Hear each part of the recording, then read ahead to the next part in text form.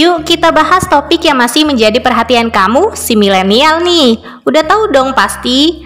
Ya, kesehatan mental pastinya. Kalian pernah gak sih ada di titik depresi? Lalu, depresi ini terus-menerus kamu rasakan tanpa adanya pertolongan dari orang yang memahami ini. Ternyata ini bisa bahaya buat kesehatan jantung kamu loh. Penasaran kenapa bisa berbahaya bagi jantung? Yuk kepoin sampai selesai ya. Sebelum kita masuk ke hubungannya, kenalan dulu yuk sama depresi.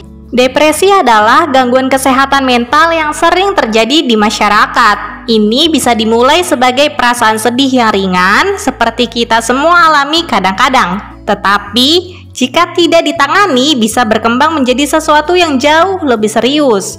Faktanya, depresi adalah masalah serius yang mempengaruhi jutaan orang di seluruh dunia. Bagaimana depresi dapat mempengaruhi tubuh kita?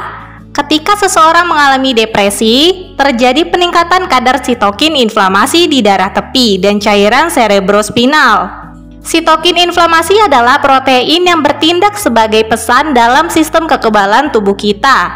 Peningkatan kadar sitokin ini memicu produksi enzim IDO atau indoleamin 23 deoksigenase. Enzim IDO ini memiliki peran penting dalam proses depresi. Ini memecah triptofan yang merupakan zat penting menjadi kinurenin. Kinurenin berperan sebagai faktor relaksasi selama proses peradangan dalam tubuh. Akibatnya, kadar triptofan dalam tubuh kita menurun dan ini berdampak pada penurunan transmisi serotonin antar sel saraf. Terus, apa hubungannya dengan serotonin? Serotonin adalah zat pengirim yang berperan penting dalam mengontrol suasana hati kita. Kekurangan triptofan dan penurunan produksi serotonin sangat erat hubungannya dengan gejala depresi. Nah, perubahan dalam kadar triptofan dapat menyebabkan perubahan mood dan perasaan depresi. Hubungan antara depresi dan masalah jantung ketika enzim IDO yang terlibat dalam proses depresi juga ada di berbagai bagian tubuh termasuk jantung kita.